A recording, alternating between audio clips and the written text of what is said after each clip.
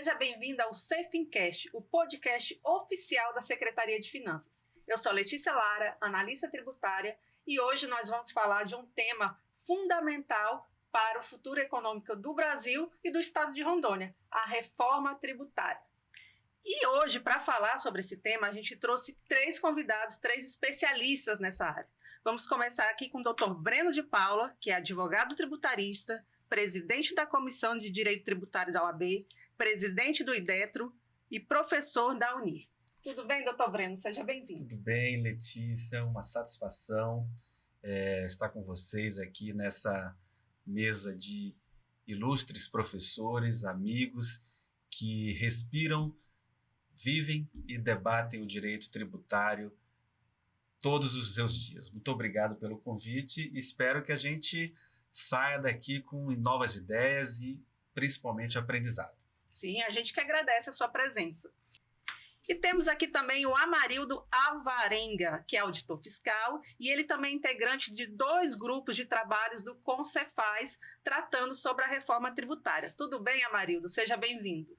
Tudo bem, boa tarde a todos. Para mim é um prazer estar no meio de 2 autoridades, não formalmente autoridade, mas materialmente 2 autoridades na área, e também, como acompanhando a fala do Dr. Breno, eu pretendo aqui aprender com eles, que realmente são referências na área. É um prazer estar com vocês. Muito obrigada.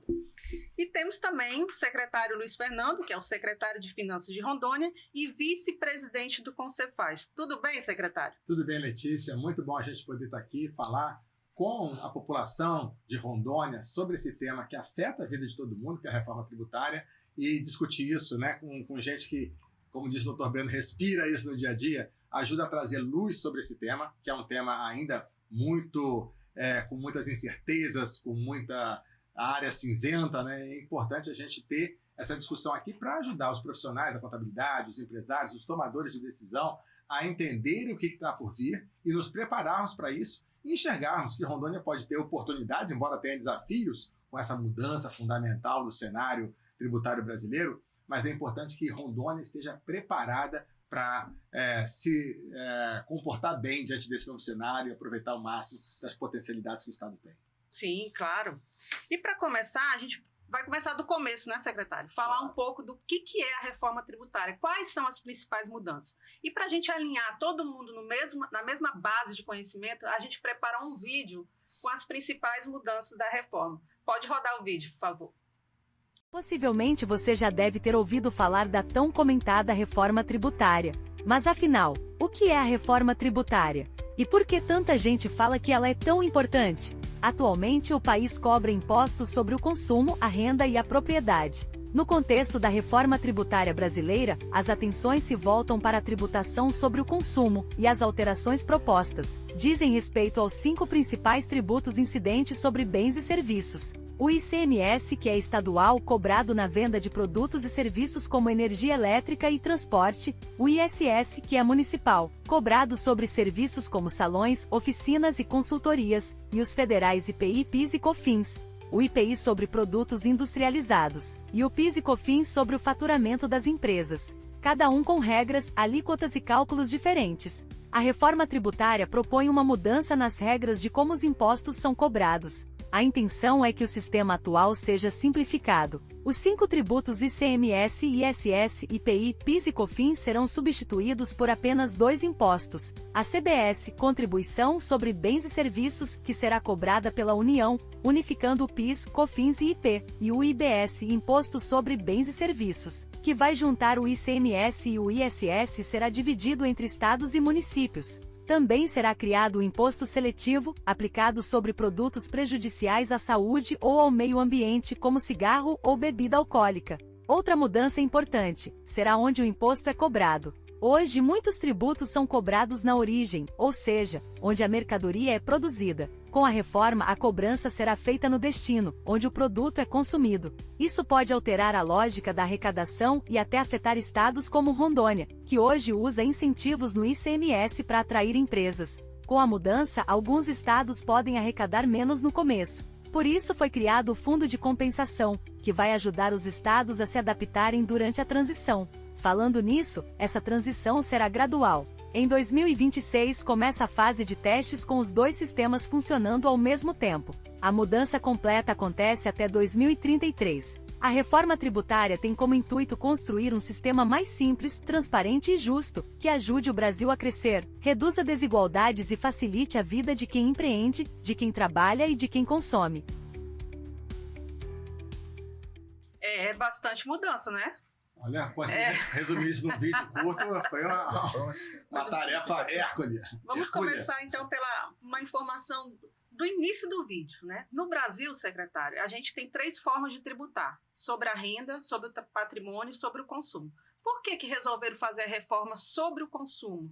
Agora é só o consumo ou vai mexer na renda e patrimônio também? Como é que é? Explica pra gente, por favor. Perfeito. A reforma foca realmente a questão do consumo, porque é a área onde os tributos são mais complexos, né? Onde a complexidade é maior, é onde havia mais dificuldade para as empresas conseguirem apurar o valor a ser pago, recolher certinho, cumprir todas as suas obrigações. Porque a forma como a tributação sobre o consumo se estruturou no Brasil ao longo dos anos foi criando situações assim que era muito difícil para o contribuinte saber exatamente o que ele deveria pagar e também pouco transparente para o consumidor saber o que ele estava pagando.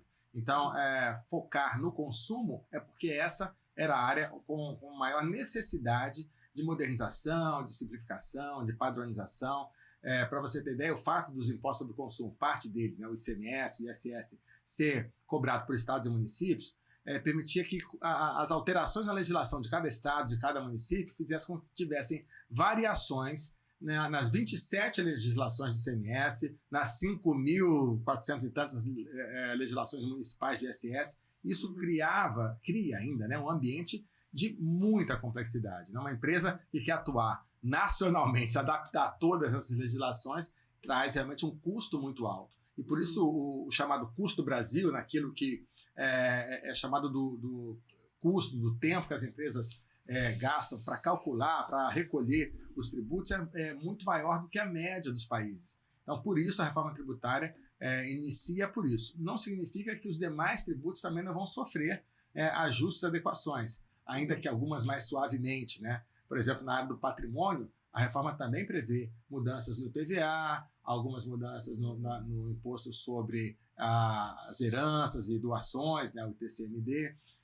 E também na área da renda, existe no Congresso Nacional, agora em discussão, né, na Câmara dos Deputados, uma proposta de uma pequena mudança na tributação do imposto de renda, que é aquela que aumenta a faixa de isenção para R$5.000 e cria um percentual extra de 10% para as rendas mais altas, acima de R$600.000 por ano ou R$50.000 por mês.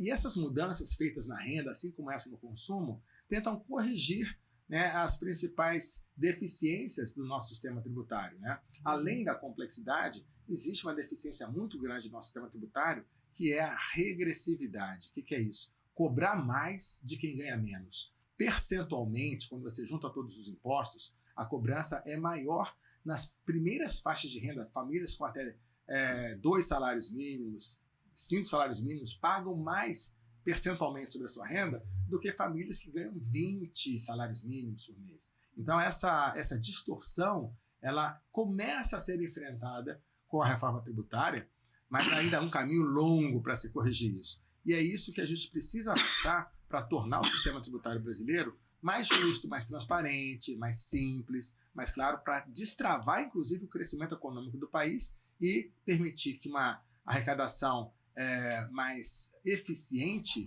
até possibilite uma redução de carga tributária no futuro. Então, tudo isso é o que se pretende com a reforma tributária, mas a caminhada é lenta, né? São os primeiros passos que a gente toma agora. Não, a reforma que está aí iniciada, né, com a emenda constitucional, ela talvez não seja a reforma dos sonhos de todo mundo, né? A ideal, mas é a reforma possível e representa um grande avanço em relação a reduzir essas deficiências do sistema tributário. O primeiro passo foi dado, então, foi dado, né? Exato.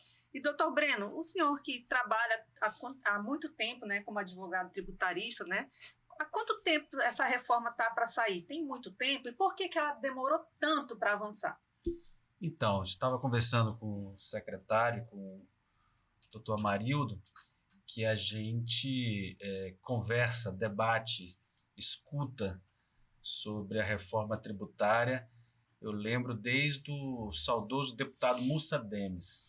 O deputado Mussa Demes apresentou a primeira projeto, essa pauta de reforma tributária, já lá em 1990, já com essa ansiedade de desburocratizar, de criar um consenso de segurança jurídica, já antevendo o aumento da complexidade que aconteceu nos últimos 30 anos.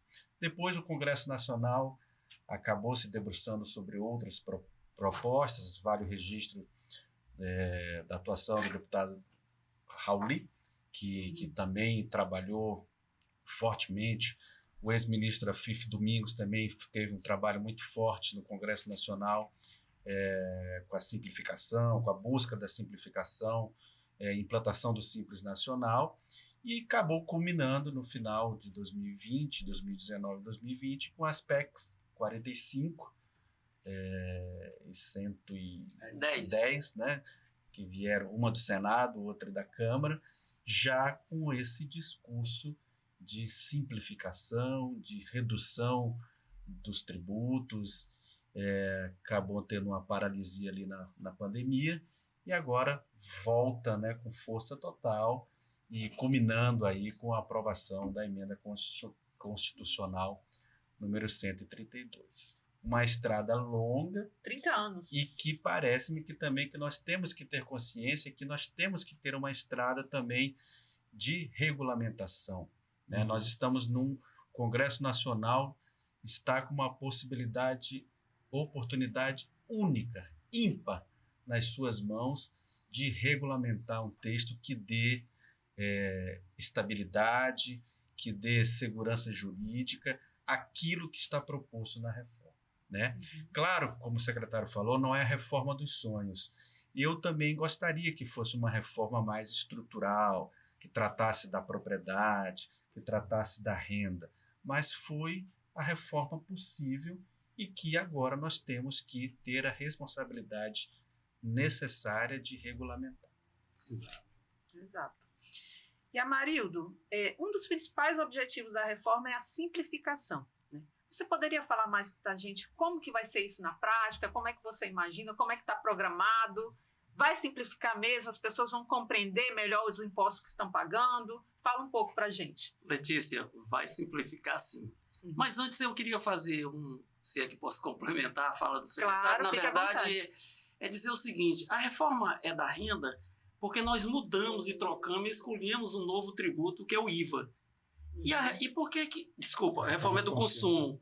E por que não é da renda? Porque não precisa reformar e nem mudar a Constituição para trazer novas regras para a tributação de renda. Porque já tem a matriz constitucional, ao mesmo tempo com relação aos tributos sobre o patrimônio. Nós não precisamos reformar a Constituição. E aí, logicamente, com todas as explicações já dadas pelo secretário, esta é a razão da reforma ter tratado apenas da área do consumo, tá certo? Mas a renda já tem projeto, como já bem disse o secretário, e se a gente quiser tributar patrimônio, nós temos um comando constitucional da Constituição de 88, que é o tributo sobre as grandes fortunas. Ocorre que o Brasil é um país desigual.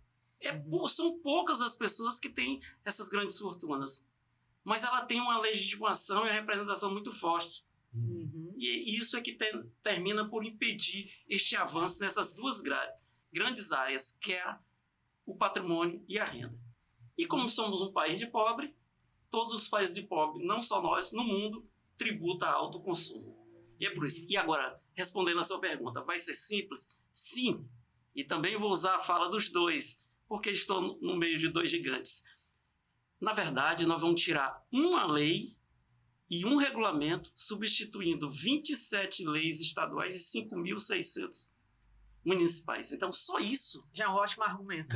Então, nós vamos padronizar, simplificar e, logicamente, apenas uma fonte. Quando você vender no Rio Grande do Sul e Rondônia, está sobre a mesma lei. No município de Candeias ou o município do Rio Grande do Sul, de qualquer um deles, me cita Pelotas, no Rio Grande do Sul, nós vamos ter a mesma regra, a mesma forma de lançar, a mesma forma de fiscalizar, porque vai ser uniformizado pelo comitê gestor. Tá certo? Então, tudo isso vai ser um grande avanço que a reforma vai nos trazer. É isso, Letícia. Você falou em comitê gestor, só para quem não está em casa e não sabe que comitê, se você poderia explicar para a gente? O comitê gestor, eu diria que é a Secretaria da Fazenda do país com relação ao IBS. Ele vai juntar todos os estados e todos os municípios. E o nosso secretário é o representante do estado de Rondônia neste comitê gestor. Nós estamos no pré-comitê gestor, que todos os secretários da Fazenda participam, tem um suplente, que no nosso caso é o nosso coordenador, e os municípios vão ter 27 representantes. É lá que vai uniformizar toda essa tributação, que é o IVA, nossa tributação de consumo. Ou seja, o que materializa essa simplificação principalmente é isso, é uma legislação nacional em substituição a essa...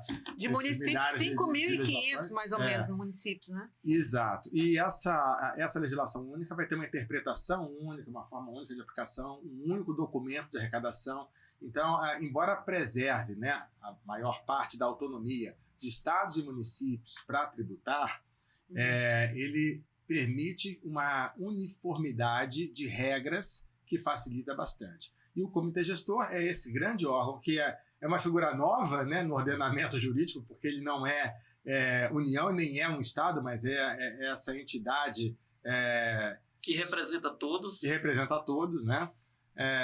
Que vai ter essa incumbência de interpretar, de arrecadar, de distribuir, de fazer a harmonização dos entendimentos, e por isso ele é um comitê composto por 54 membros, sendo 27 representantes de estados e 27 representantes de municípios. O dia 16 de maio é a data prevista para instituição desse comitê, né, para que ele inicie a sua trajetória de estruturação, para iniciar a operação, já que em 2026 inicia a fase de teste do novo tributo. E uma coisa que me chama muita atenção com essa palavra simplificação, complexidade, contencioso, não sei se vai ficar para um momento mais oportuno, que nós estamos desde 1988, os atores de direito tributário, da relação jurídica fiscal, discutindo conceitos. Qual é o conceito de mercadoria? Qual é o conceito de crédito? Qual é o conceito de insumo? Apropriação indevida ou devida de créditos? Qual é o conceito de faturamento? Se o ICMS engloba o conceito de faturamento? O Supremo Tribunal Federal tem mais de 100 temas hoje pendentes de desfecho de repercussão geral, porque precisa ainda definir o conceito de institutos jurídicos. Porque o direito tributário é um direito de superposição, que depende de outros conceitos estabelecidos na lei. Então, quando essa palavra simplificação vem pela reforma, eu vejo que é a oportunidade da gente limpar tudo isso mesmo. Exato. Entendeu? Trazer essa estabilização, essa segurança jurídica. O que é preto, o que é errado, o que é amarelo, e ponto final. Entendeu?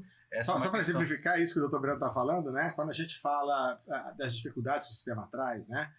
A tributação lá do IPI, cada tipo de mercadoria tem imposto, aí você classificar isso, às vezes fica um tempão discutindo, sandália Crocs é sapato ou é chinelo? Ou é chinelo. Então, assim, fica uma discussão muito densa por pequenas coisas dentro da área de ICMS versus ISS, telecomunicações. Uma parte daquilo que você compra na TV por assinatura, aquilo é dado, que é tributado pelo ICMS, ou streaming, é serviço de conteúdo, que é ISS, enfim. Aí a gente às vezes fica discutindo porque a base é toda fragmentada, a base de arrecadação. Quando vem a reforma tributária, ela cria uma base ampla, né? O IBS, o Imposto sobre Bens e Serviços, não vai distinguir mais o que é serviço, o que é mercadoria, né? O que é bem físico. Então, isso facilita a interpretação e a aplicação das normas. Né? Então, doutor Breno, uma pergunta que eu queria saber, com esse novo modelo, né? Esse bolo arrecadado vai ser dividido entre a União, os estados e os municípios, né? Existe risco de perda de autonomia dos estados na gestão desses tributos? Como é que fica o federalismo? Como é que o senhor explica isso nessa situação? Então, eu sou o maior otimista de que nós andamos bem, avançamos bem e no caminho necessário que deveríamos avançar. Entendeu? Mas eu, como morador do estado de Rondônia, da região norte do país, eu tenho calafrios no que se refere à governança da questão envolvendo as novas, né, CBS e o IBS. Eu estava procurando rapidamente aqui no celular, mas eu não consegui achar. Talvez o secretário e o Adailton depois, Amarildo, atualize essas informações, mas parece-me que até fevereiro já tinham sido repassados para os municípios do estado de Rondônia, por conta do fundo de reparticipação, que o estado repassa para os municípios. Janeiro parece que foi 160, eu não sei se eu vi esse número, fevereiro um outro. Ou seja, o estado de Rondônia, dentro da sua autonomia administrativa, política, jurídica, fazendo o seu dever de casa, com governança fiscal, com a sua equipe, fiscalizou, arrecadou para os cofres públicos por meio do ICMS, que é o Imposto Estadual, e está cumprindo o seu dever constitucional de repartição e outros deveres de saúde, salários, etc. Eu fico imaginando, assim, esse é o meu calafrio, né? Como é que o governante, em 2026, quando começar, em 2033, aliás, quando não sair extinguir de vez a gaveta dele, quando ele abrir a gaveta e não tiver mais nada, esse calafrio eu tenho medo. Isso, o ministro Gilmar Mendes, do Supremo Tribunal, com a sua estatura jurídica, ele falou que estamos vivendo um novo federalismo. Eu não compreendi ainda se isso é uma crítica ou se é um elogio à reforma. Mas eu tenho preocupações com essa autonomia administrativa. Depois a gente vai falar sobre os benefícios, essa outra coisa. Mas, enfim, talvez o Amarildo, que está estudando, trabalhando lá na regulamentação do comitê gestor, possa nos confortar mais. Mas eu tenho preocupações. Tem suas ressalvas, né? Sem dúvida, há uma perda de autonomia, né? Quando você tem essa liberdade de fazer a legislação, de fazer os ajustes de política tributária, cada um a seu modo, claro que isso dá mais autonomia. Você consegue ajustar, inclusive, a questão de benefícios fiscais e tudo mais que deixam de existir na reforma tributária. No entanto, a ideia é a reforma vai reduzir a autonomia dos entes subnacionais, né, estados e municípios, em troca de uma uniformidade que facilita o mercado, a vida das empresas, o funcionamento da economia, para que isso gere crescimento econômico e, consequentemente, né, o bolo se torne maior para todo mundo, para a economia e, consequentemente, para a arrecadação. O problema é quando você suprime essa autonomia, reduz essa autonomia a ponto de dificultar o cumprimento das obrigações, das atribuições constitucionais de cada ente, porque não vai reduzir as obrigações com saúde, educação, infraestrutura, segurança, continuam as mesmas, né? Então você tem que ter, para isso tem aquela garantia de que ninguém vai ter perda de arrecadação, né? Tem o seguro-receita, né? Um percentual do novo imposto, do IBS, que vai ser destinado para os estados que tiverem alguma redução do valor arrecadado em relação à média dos últimos 4 anos, corrigida pelo IPCA, eles vão ter isso assegurado para que ninguém tenha perda de valor de arrecadação. Mas pode-se perder participação no bolo, né? Porque quando você fala em tirar benefícios fiscais, que é a razão pela qual muitas empresas vêm para os estados menos desenvolvidos, né? Isso pode gerar concentração de investimento produtivo, de atração de investimentos, em regiões com maior densidade populacional, mais proximidade dos grandes mercados consumidores, mais infraestrutura. Então, eu compartilho a preocupação em relação ao quanto a gente vai ter de recursos quando a gente puxar a gaveta, né, para poder aplicar. Tem a garantia de que não teremos menos em termos de valor da média corrigida, mas em relação à participação no bolo, o Brasil pode se tornar mais concentrado. E aí um país que já tem um caos urbano nos grandes centros, né? São Paulo, Rio de Janeiro, Belo Horizonte, então já tem aquela população que não cabe naquele território, né? Não olhar para o restante do país, não ter uma política de desenvolvimento regional que permita induzir o desenvolvimento para regiões menos desenvolvidas, isso é desperdiçar o potencial econômico produtivo de uma parte enorme, de uma fatia enorme do território nacional. Então esse é um problema que a reforma não se preocupou adequadamente, a meu ver. Eu gostaria de ter uma fala sobre... Eu achei muito interessante, e realmente é novo, e é um motivo de preocupação. Eu geralmente começo a falar da reforma com duas diretrizes que, a meu ver, viabilizaram a sua aprovação. Uma é, a sociedade não vai pagar mais imposto, não há aumento de carga tributária, e os entes não vão perder receita. Olha que coisa linda. Duas premissas. Duas premissas que são garantidoras. E como se fazer isso? Com a chamada líquido de referência. Então, professor, o primeiro ponto é que a gaveta vai ter dinheiro. E um pouquinho mais do que tem hoje. E eu vou trazer o exemplo que a história é uma coisa melhor do mundo para a gente fazer comparações.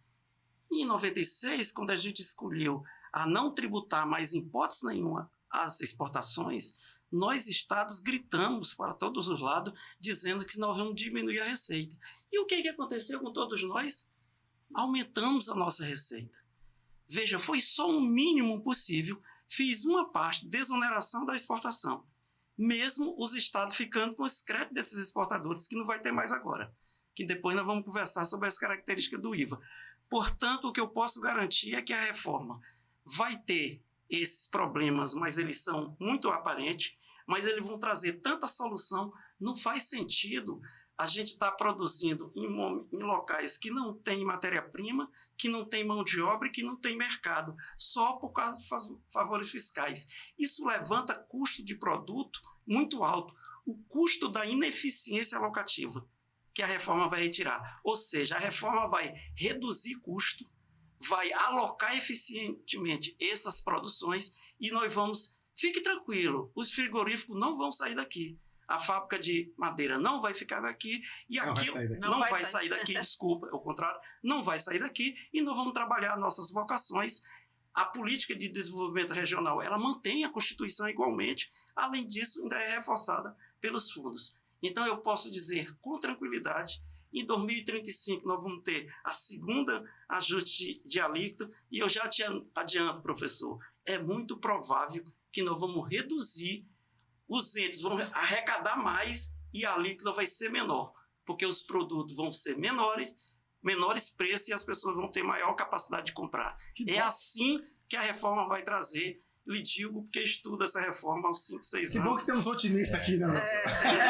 É isso mesmo, a reforma vai trazer isso e eu quero ter a oportunidade de estar conversando com vocês, não na primeira, em 2030, mas em 2035. Perfeito. É isso. Essa é a nossa torcida. E expectativa... Essa é a nossa torcida, que nós temos que torcer, Amarildo, mas também não podemos subestimar, digamos assim, o bicho-papão e o adversário. A gente tem que trabalhar com a realidade. A gente sempre fica... nós que conhecemos o Norte e o Nordeste, vivemos o Norte e o Nordeste e sabemos a política, né, do Brasil, como é que se dá, nós temos que lutar e saber com o empirismo real, não fictício, né? Nós estamos extinguindo 2 tributos importantíssimos, sem dúvida, o IPI e o ICMS. E o ISS. E os 2 impostos com o princípio da não cumulatividade com fonte constitucional.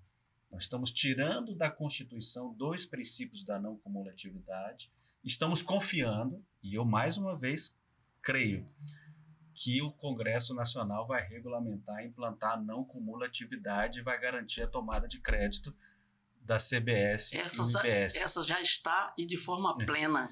Então, essa característica é um grande avanço que nós ganhamos com isso. Grande avanço, mas ainda temos algumas discussões. Só vai garantir a tomada de crédito se tiver o comprovante do recolhimento da operação anterior. E isso frustrou um pouquinho. Mas vamos conversar sobre esse tema. Mas então, mas vejam vocês, se hoje a gente discute isso num patamar com norma constitucional, imagina se a gente deixar isso obscuro numa norma infraconstitucional. Né? Então são questões que a gente precisa falar com franqueza, né? E clareza na mesa. Bom, eu acho que a gente... Vamos fazer já, deixar agendado o Cefincast daqui a 10 anos. Quem tem razão. Eu espero que o seu sucesso vai garantir. A história vai nos dizer. Exatamente. Bom, continuando aqui. Secretário, o senhor falou agora há pouco sobre as desigualdades que existem no Brasil, né? A reforma tributária, o senhor acha que ela vai equilibrar as desigualdades regionais ou ela vai favorecer os estados mais envolvidos? Como é que o senhor vê essa situação? Então, nesse aspecto, eu não sou tão otimista quanto meu colega Marildo. Eu tenho preocupações em relação a esse aspecto da perda de benefícios fiscais. Eu concordo plenamente com o Marildo de que benefícios fiscais geram distorção na economia, geram ineficiência alocativa. Bonito isso, né? Ineficiência alocativa. Quer dizer, você alocar investimento no lugar que você tem maior custo de deslocamento, de transporte, né? Maior custo logístico para alcançar mercados consumidores, né? Ou para fazer chegar as matérias-primas, e só está lá por causa dos benefícios fiscais, sem que aquilo ali seja de fato uma vocação daquela região, acolher uma fábrica X, né? Por exemplo, uma fábrica de carro, né? Que eu estou longe da matéria-prima, longe do mercado consumidor, só estou naquele estado por causa do benefício fiscal. Isso gera um aumento do custo de produção, que é compensado pelo benefício fiscal, que custa para a sociedade. Então, isso não é bom, de fato. Isso da reforma tributária ter extinguido esses benefícios fiscais, a famosa guerra fiscal, né? Que um estado dá para atrair a indústria, outro estado dá para segurar a indústria, e todo mundo é um perde-perde, né? E acaba que para o país isso não é bom. Então, esse é um aspecto necessário. Para o país, população, para aqueles que pagam a conta. Exato.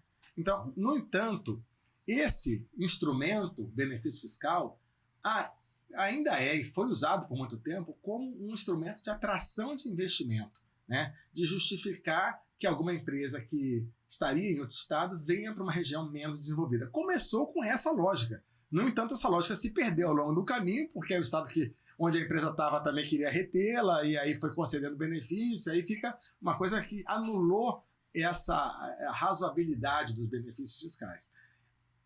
Era necessário? Sim, mas deixa uma preocupação de qual vai ser o instrumento que vai substituir os benefícios fiscais como fator de atração de investimento para empresas virem para as regiões menos desenvolvidas. A proposta da reforma é que dentro das vocações naturais de cada estado, onde você tem matéria-prima abundante, onde você tem facilidade logística ou proximidade com o mercado consumidor, você consiga atrair investimento pelas suas vocações naturais.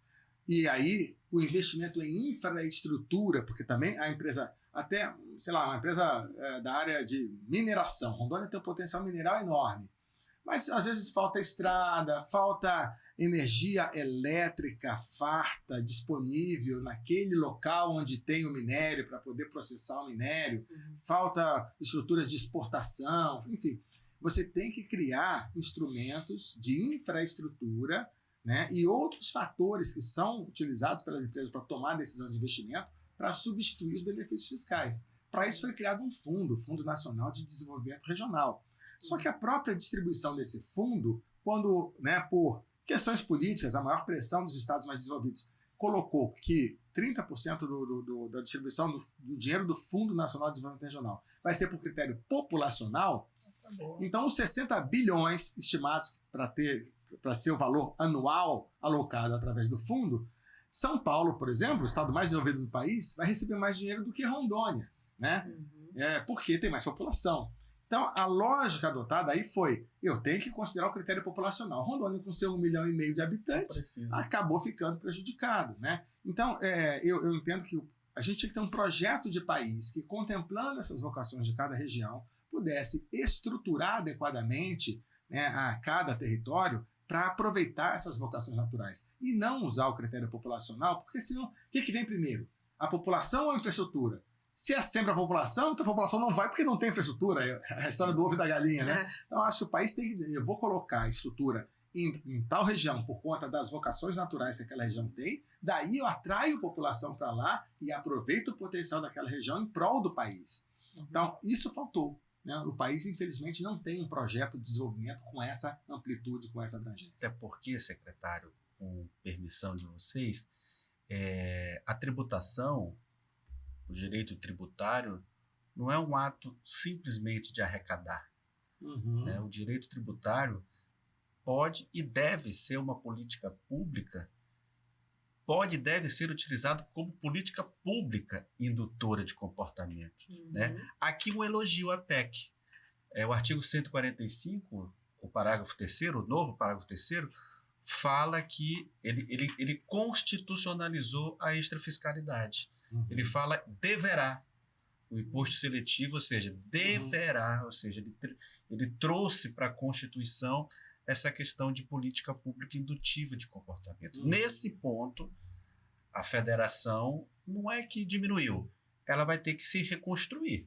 Ou seja, a função do tributo, que não é só arrecadar, é também reduzir desigualdades, às vezes inibir consumo de determinado produto que é prejudicial. Perfeitamente.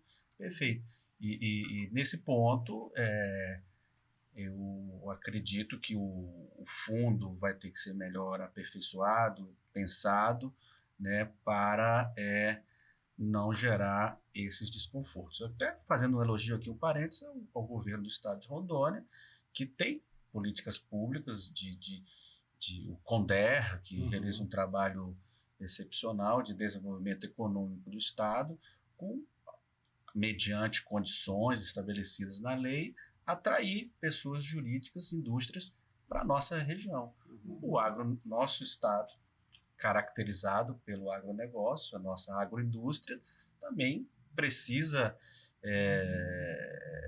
se ajustar a esse novo modelo de que, claro, o agro, a cesta básica, a cesta de alimentos, eu estou ciente de tudo isso, que realmente foi necessário, não, foi justo que se colocasse, mas agora, por exemplo, volto a falar, o Congresso Nacional está deliberando sobre a exportação, ou seja, temos que dar segurança. Desde 1988 que nós incentivamos as exportações, desoneramos as exportações, e há uma briga hercúlea ainda sobre exportação indireta, exportação que precisa de benefício, enfim, tudo para controlar, né, o que é realmente exportação. Estamos com uma oportunidade ímpar nas nossas mãos. Perfeito. Aproveitar essas oportunidades que ainda restam na regulamentação, nesse trabalho que a Amarildo faz ali nos grupos de trabalho, que eu faço lá no comitê gestor, para que nesse desenho final a gente preserve ainda esse objetivo de redução de desigualdades regionais, que é algo fundamental para a economia do país. Bom, doutor Breno, falando um pouco agora do contencioso tributário. Eu queria saber a sua visão, que a gente sabe que hoje em dia as ações judiciais na área tributária, elas representam uma grande parcela dos nossos processos no judiciário. Né? O senhor acha que com a reforma tributária a tendência é diminuir? O que o senhor acha? Sem dúvida, eu acredito. O presidente do Supremo Tribunal Federal, o ministro Barroso, ele abriu o ano judiciário de 2025, ele conclamando a todos os poderes ali que precisamos resolver o problema da execução fiscal, das execuções fiscais. Né? E ele, com números e com muita riqueza de informações, como professor e jurista que ele demonstrou que 78% do judiciário, segundo ele, está colapsado por conta das execuções. Né? Evidentemente, essas execuções fiscais oriundas do quê? Divergência de interpretação da lei fiscal, descumprimento de obrigações acessórias, dúvidas, a definição dos conceitos, como definição o senhor falou, de né? conceitos, e as administrações fiscais fazendo o seu dever de casa que tem que fazer, de cumprir a norma e efetuar os lançamentos fiscais, e isso tudo acaba represando no judiciário. Né? Eu creio muito que a emenda 132 vai realmente simplificar, né, essas terminologias, operações, circulação, mercadorias, operações, obrigação de fazer, entre intramuros, extramuros, isso tudo vai, né, insumos, isso vai diminuir, penso eu, né? E também o Brasil também precisa caminhar para métodos alternativos da solução de litígios também, né, no direito tributário, né? Também precisamos todos nós juntos saber que a briga não é sempre o melhor caminho. Temos várias ideias, né, na panela, né, digamos assim. Tem a transação, tem a extinção das execuções de baixo valor, enfim, temos que criar esse consenso. Mas, de fato, o contencioso é uma preocupação muito grande. 78% das ações judiciais têm a ver com o tributário, é isso? Exatamente. Nossa, aí a população precisa entender isso, né? A gente está entulhando o judiciário por conta dessa disputa de quem tem razão em relação ao fisco ou ao contribuinte, e isso cria um custo, um peso enorme para o país. Secretário, o Supremo Tribunal Federal tem mais de 100 temas pendentes. Então, nem eu, nem Vossa Excelência sabemos qual é o final de um tema, porque eu não sei. E esse é um grave problema. A última palavra é o do Supremo em direito tributário. A gente sabe que desse contencioso, né, das dívidas tributárias que estão em discussão na justiça, em cobrança judicial, na dívida ativa, menos de 2% se recebe. Então, é um custo muito grande para o país, e isso, né, tem... Segundo informações, parece que no CARF, o acervo do CARF, que é o Tribunal Administrativo Federal, alcança hoje 11 trilhões de reais. Então, são 11 trilhões represados no CARF, que serão, no momento oportuno, desaguados no judiciário.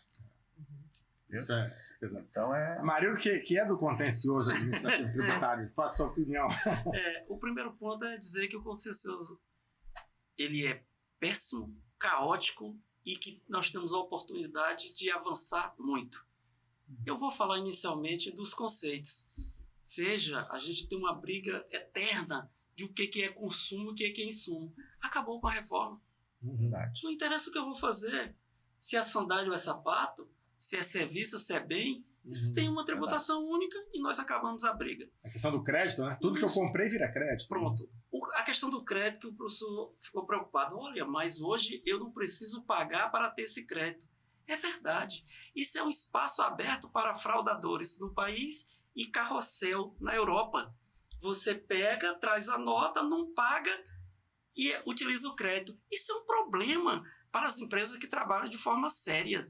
Então, a condicionante de ter o crédito com pagamento significa dizer que as empresas que trabalham sério hoje, que têm essa concorrência desleal pela fraude, seja das empresas noteiras, seja da carrossel da Europa, nós liquidamos. Então, é um pulo excelente para os bons contribuintes. A reforma teve grande participação de agentes do mercado e os bons. E outra coisa, eu quero lhe dizer que esse pessoal que causa essas fraudes são poucas, mas o estrago é grande. Então, a reforma, eu digo sempre, o IVA tem 5, 6 características.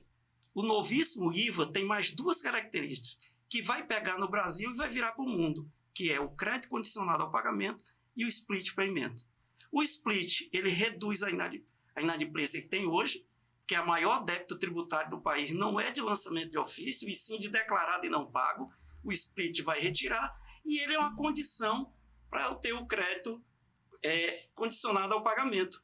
Isso vai ser fantástico, porque a devolução vai ser imediata. O dinheiro não vai estar na gaveta do Estado, que fica querendo não devolver o direito. O dinheiro vai ficar no comitê gestor. Portanto, o direito que você tem como contribuinte vai buscar no comitê gestor, porque a distribuição só vai ocorrer no varejo.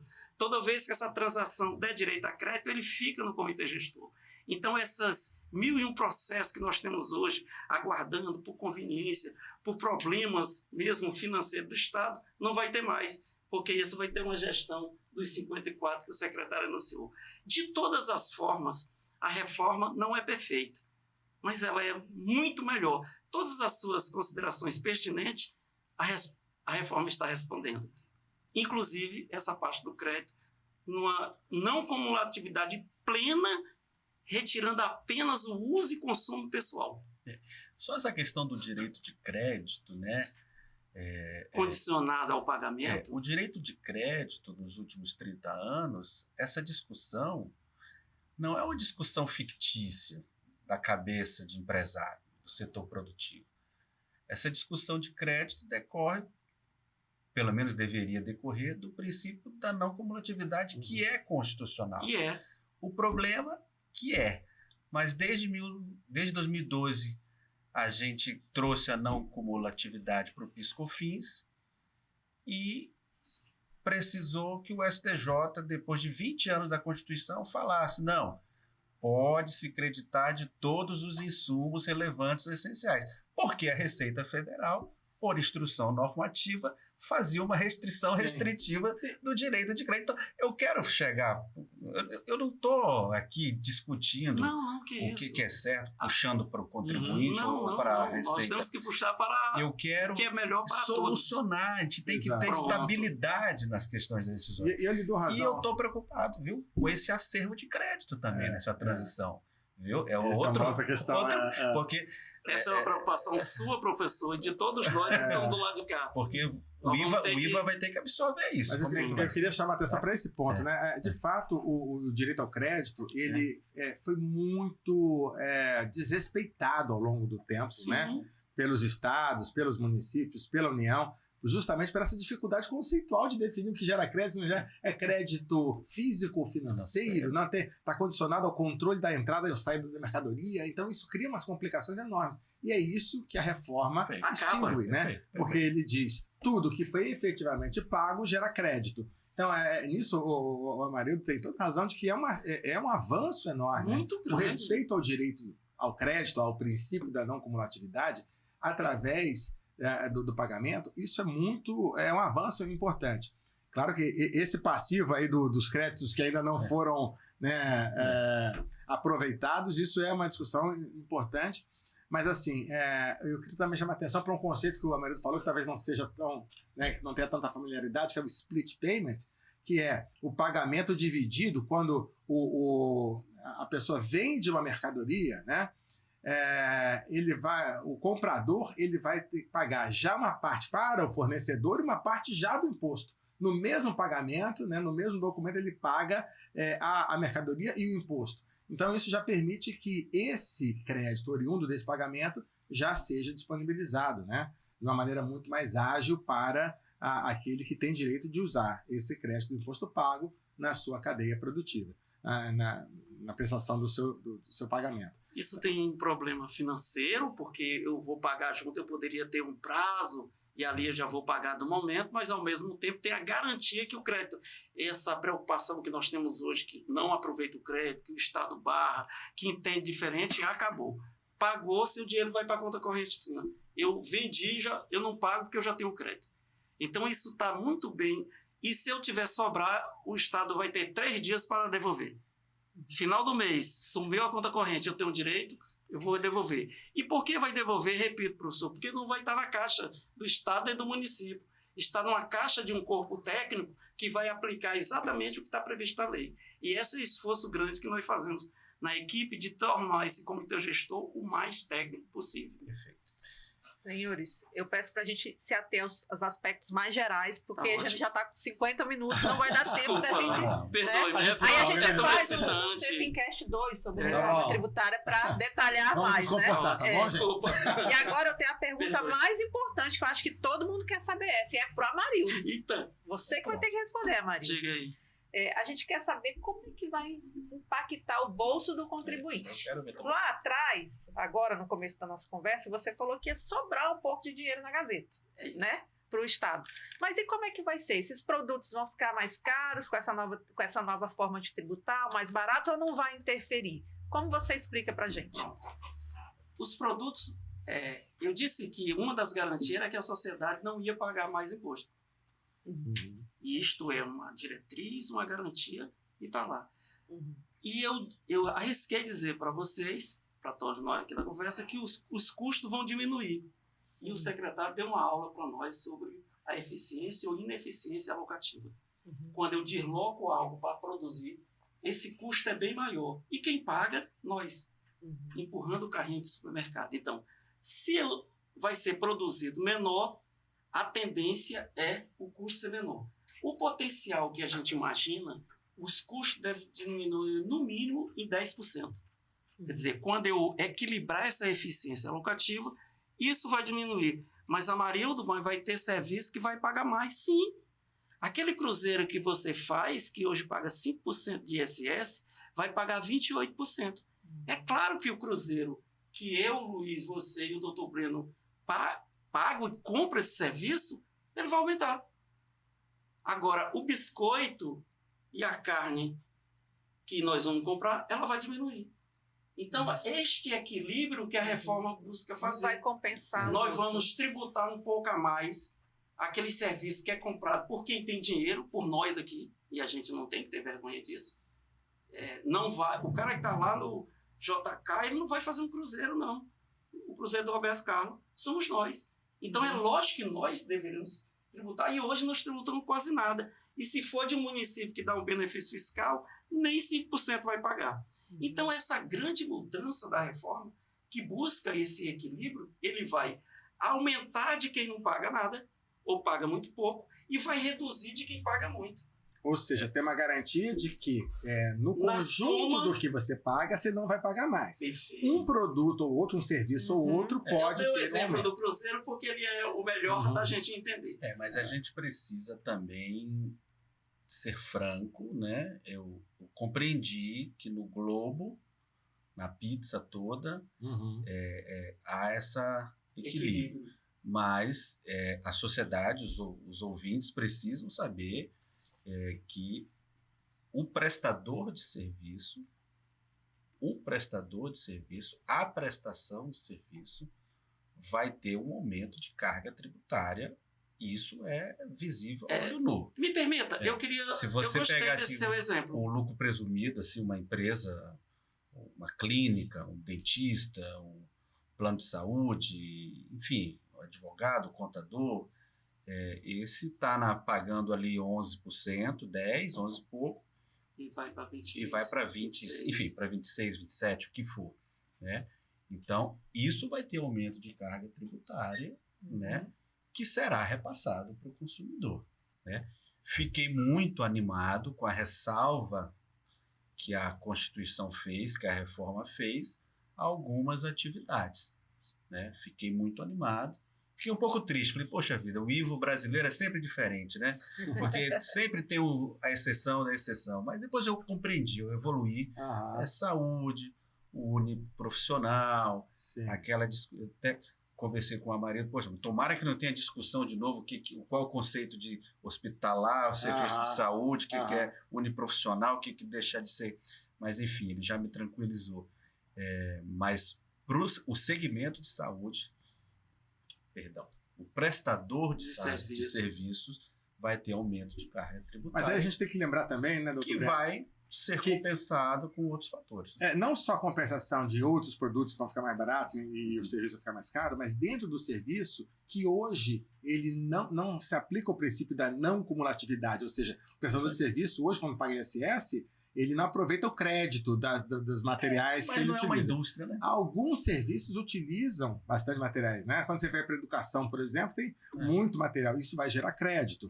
Então, isso reduz. Além da carga, da alíquota reduzida que vários serviços vão ter, tem essa questão da utilização dos créditos. Então, para alguns serviços, embora a alíquota, a carga seja maior, mas o valor efetivo que ele vai pagar pode ficar igual ou até diminuir, dependendo do serviço. Eu sou também um defensor de que realmente essa fatia da sociedade precisava vir para a conformidade, participar um pouco mais eu queria da contribuição.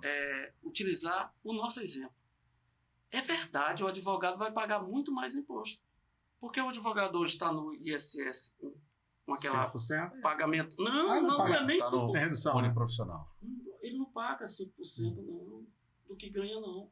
Você sabia que o cara que você corrige seu carro numa oficina bem pequenininha, ele paga mais tributo do que um advogado, que é o doutor Breno, com as causas ganhando? É esta que a reforma vai corrigir. Veja, e o cara lá da oficina vai continuando sendo profissional, pagando exatamente a mesma coisa. Mas o doutor Breno e todos os seus colegas e os profissionais que ganham muito dinheiro vão ter a redução de 30%. Fique tranquilo, você não vai pagar os 26,5%, vai pagar só 70% disso, vai ter todos os créditos daquilo que são pouco, e é verdade, vai ter um aumento no serviço, mas vai ser um aumento, e aí eu peço todas as vezes, das pessoas que pagam pouco. Logicamente, que quem paga pouco quer continuar pagando pouco. E nesse... Essa é a grande, na minha visão, e estudo isso há tempo, é que nós estamos corrigindo essas, vou chamar entre aspas, injustiça tributária. Faz sentido um profissional que ganha 2 milhões por ano pagar menos imposto do que o cara que está trabalhando na oficina, pagando dentro do Simples Nacional? Proporcionalmente, né? Pronto, Mas isso. essa é uma questão que... É uma questão difícil, mas ela caminha para a justiça. É um regime. Fiscal, né? Mas isso tudo, que você deu exemplo dos advogados... Eu dou um exemplo porque o É, senhor é não, advogado, os é para advogados- aproveitar, eu também sou, Isso. não exerço, mas... Isso é, vai... porque ele é didático. Isso vai para o profissional da saúde, Sim. isso vai para o dentista, isso É vai que pro todos plano esses aí de é saúde, 60%, ele vai professor. para o médico. Não, essa discussão da redução da base de Sim. cálculo eu achei bem-vinda. Isso, Eu nós achei colocamos bem-vinda. a saúde, E, de a certa educação. forma, né, ao aumentar a carga de serviços, quem que é a fatia da população que mais utiliza serviços? É a população de maior renda, né? A população de menor renda, ela Vai lá na usa Defensoria com muito Pública. menos intensidade os serviços. Isso. Então, de certa forma, isso também ajuda a corrigir aquela questão da regressividade, né? De que a carga final acaba pesando mais hoje sobre quem ganha menos do que sobre quem ganha mais. Então, no sentido de corrigir essa distorção, ele é positivo. Mas, eventualmente, sim, vai ter um serviço ou outro que vai ser onerado e pode prejudicar, né, digamos, o crescimento de um negócio baseado no serviço e tal. E isso vai ter que ser corrigido, né, na prática ao longo do tempo. Inclusive, vamos ter várias revisões. Tá? Isso vai ser repassado para o consumidor. Sim, exato. Nós temos que... Todos nós temos que ter a lealdade. Todo O custo, contribuinte final é o consumidor. todo o custo dessa Quem paga menos ou é a mais pessoa física que compra o serviço. vai ser repassado. Exato. É isso. A minha preocupação é com o consumidor. É Sim. com o consumidor Tem final. razão. Nós Não estamos só na do mesma contribuinte. página. Tem razão. Vamos falar um pouco como é que foi, secretária, esse processo de aprovação da reforma. O senhor trabalhou bastante lá em Brasília, né, pelo Continua Concefaz, Aham. você nos grupos de trabalho também, Amarildo. Então, assim, quais foram os principais embates para essa aprovação? Como que foi, assim, teve muitos estados que não concordaram, que a gente sabe que tem o conflito de interesse, que a gente Sim. acabou de falar sobre isso, né? Então, fala um pouco como é que foi essa aprovação, o que Rondônia defendeu, né? E o que conseguiu manter na reforma, né? Fala um pouco para a gente. Perfeito. A questão da necessidade da reforma foi um grande consenso nacional. Em 19, os estados conseguiram estabelecer um grande consenso, porque, apesar, né, dos interesses diversos entre os estados, todos os estados entendem que a reforma é necessária por conta da complexidade, da guerra fiscal, da de tudo que a gente já dificuldade, falou aqui. da falta de transparência, enfim. Então, há um consenso entre os estados que era necessário. Mas, claro, que a construção disso envolveu um processo de muitas idas e vindas, de muito conflito, inclusive porque há interesses, por exemplo, dos estados mais industrializados em relação a proteger suas indústrias, dos estados menos industrializados em relação ao desenvolvimento regional. Então, tem muitos pontos divergentes. Houveram divergências, por exemplo, em relação à questão do princípio do destino puro, porque quando você passa a tributar somente, né, pela a tributação existente no local de destino de venda ao consumidor final daquela mercadoria, você também tira a arrecadação dos estados que tributavam, que eram muito produtores, mas com população pequena, como o caso de Rondônia, que parte dessa arrecadação ficava na origem, e isso deixa de acontecer. Então, isso acaba gerando algumas preocupações. Por isso, as discussões na reforma tributária em relação à compensação de benefícios fiscais, a questão das garantias que haveriam para os estados perdedores, digamos assim, de arrecadação, isso tudo realmente levou um bom tempo. E no Congresso Nacional, aquilo que se previa como sendo o ideal do ponto de vista tributário, de política tributária, acabou tendo que ser modificado, porque existem também os grupos de interesse representados no Congresso Nacional que também tentam preservar as suas posições. O ideal mesmo é que a reforma tivesse uma alíquota só, né, única para todo mundo, sem exceções, sem tratamento de exceção, porque aí a alíquota poderia ser menor. Toda vez que você faz uma exceção, aumenta, né, a alíquota de referência para poder cobrir o custo daquela exceção, daquele benefício que foi feito.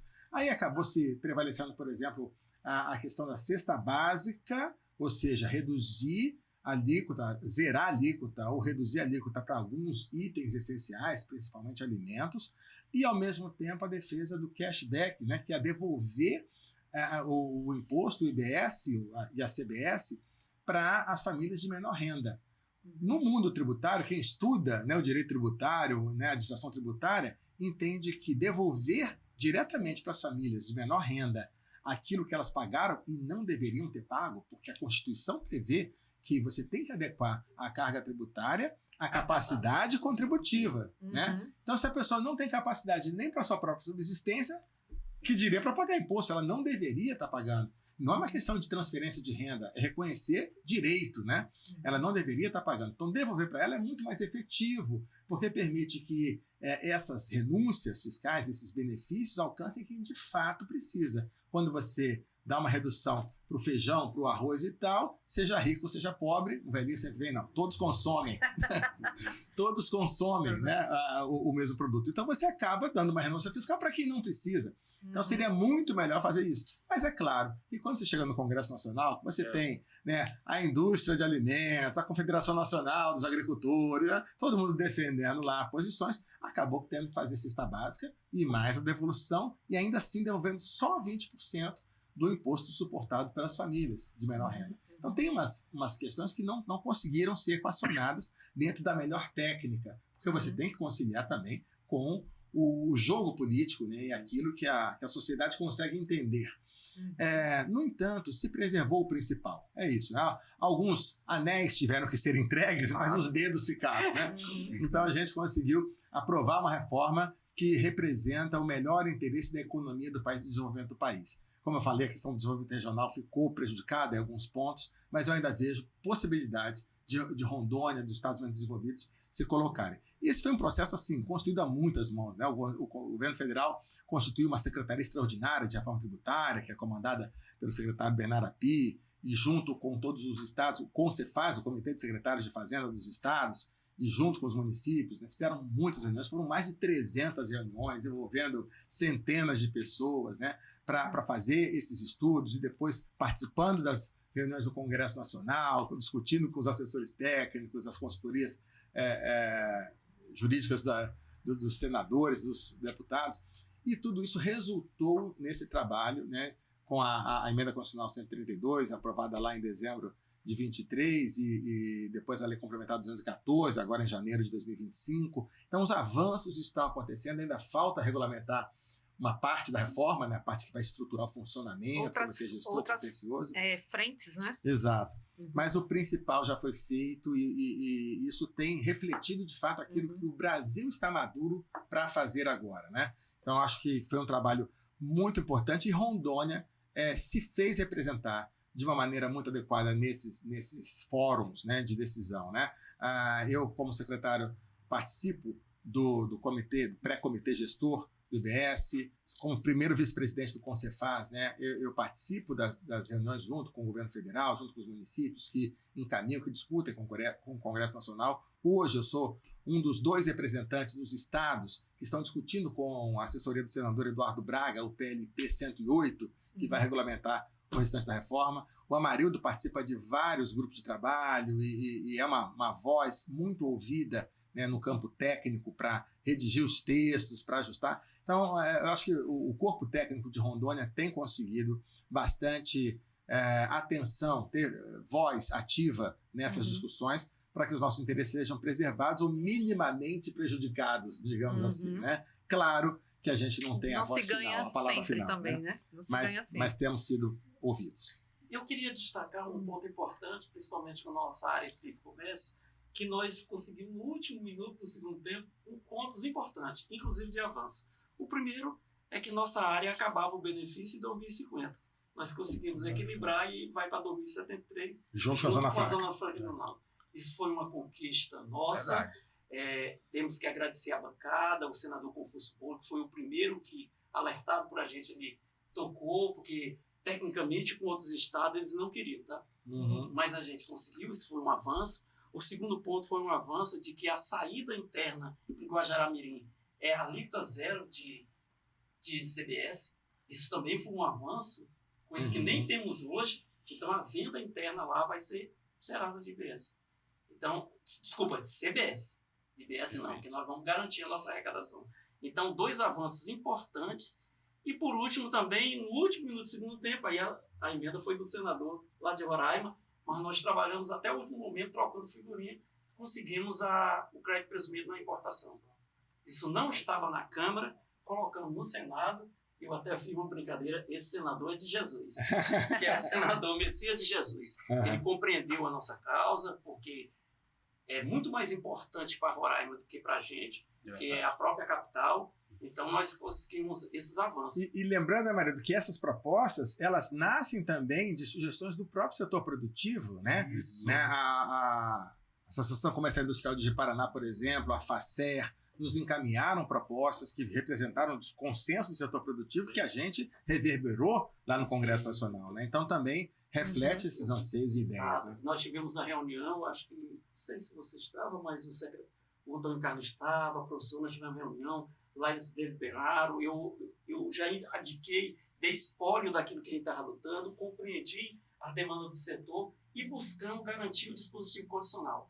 A garantia de como o quadro está hoje. Nós temos um probleminha, que é uma reclamação dos setores, que a gente não conseguiu evitar, que é a necessidade de uma aprovação de um projeto técnico. Mas é porque já existia, mas conseguimos avançar e retirar o projeto básico. O projeto de produção básica, que é exigido na área de livre comércio, Zona Franca de Manaus, nós conseguimos retirar da lei aqui. Então, ele não vai ser necessário, essa burocracia a gente reduziu. E o projeto técnico é simplificado. Então, a gente tentou, de todas as maneiras, e logicamente, com alguns estados, algumas dessas discussões, a gente já abandonou a parte técnica, porque não conseguia mais apoio, e tentamos buscar na camada política. E a nossa bancada nos ajudou. Eu destaco o senador Confúcio, porque assinou as emendas, mas todos eles colaboraram na discussão. Estavam empenhados, né? Favorável a gente. É isso. Gente, para enriquecer aqui o nosso debate, a gente convidou, vocês acabaram de falar, né, nos representantes da FACER e da ACIGIP, né? A gente tem uma fala deles, para eles, como é que eles estão vendo essa reforma, quais são as preocupações deles, né? Nessa reunião. Então, vamos ouvir primeiramente o Cícero Noronha, né, que é o primeiro vice-presidente da FACER, e depois vamos ouvir também o Leomar Carvalho, que é o presidente da ACIGIP. Pode rodar, por favor. A maior preocupação vem exatamente nesse momento, porque a reforma ela foi aprovada. Na verdade, existe um piloto aprovado. Mas agora vem as normatizações para regulamentar ela no campo prático. E aí é que nós temos uma grande preocupação, porque é um volume muito grande de informações complexas, e nós queremos saber exatamente o modelo final que vai ficar à disposição, em especial para o setor produtivo. Pontos positivos: é exatamente depois de muitas décadas o governo brasileiro conseguir, junto ao parlamento, emplacar a reforma tributária. Por si só, quando se fala que o país conseguiu viabilizar a reforma tributária, nós entendemos que esse é um ganho macro, esse é um ganho para a sociedade. O cuidado agora é exatamente com o detalhamento e a sua devida aplicação no campo prático para a sociedade. Um outro ponto extremamente relevante, que enquanto Rondônia nós temos que ter de preocupação, e enquanto Amazônia também, é que a Amazônia Ocidental ela tem a Zona Franca de Manaus e tem as áreas de livre comércio. Portanto, nós somos áreas especiais que gozamos atualmente de incentivos fiscais. E dentro da reforma tributária foi destacado um tratamento especial único que contempla exclusivamente a Zona Franca e as áreas de livre comércio. E Rondônia tem uma área de livre comércio, que é a área de livre comércio do Guajará-Mirim. Portanto, são os únicos atores do setor produtivo brasileiro que realmente gozarão de incentivo fiscal depois da reforma tributária implementada na sua plenitude. Então, eu acho que esse é o grande ganho. Rondônia tem uma área de livre comércio e ela foi protegida na reforma tributária. Individualmente, esse é o maior de todos os ganhos que Rondônia tem. A reforma tributária ela é fundamental para o nosso país. Porém, especificamente em relação à região norte, que é uma região que depende muito dos incentivos tributários, precisa ser tomado algumas providências sob pena de reduzir ou estagnar o desenvolvimento do estado de Rondônia. Nós somos uma região que vamos viver da commodity, porém, nós somos um estado industrializado. Essa industrialização só foi possível a partir dos incentivos federais, dos incentivos dos estados e dos incentivos dos municípios. Com a reforma tributária, nós iremos perder todos os benefícios fiscais. Ou seja, Rondônia vai ser equiparado ao demais estados, como São Paulo. Infelizmente, nós não teremos condições de competir. Para tanto, nós devemos, então, em relação à área de livre comércio, aumentar a área geográfica, expandir para todo o município. Em relação ao fundo, nós precisamos regulamentar esse fundo, onde há uma previsibilidade não só para compensar a arrecadação do governo estadual, mas como também para o nosso desenvolvimento.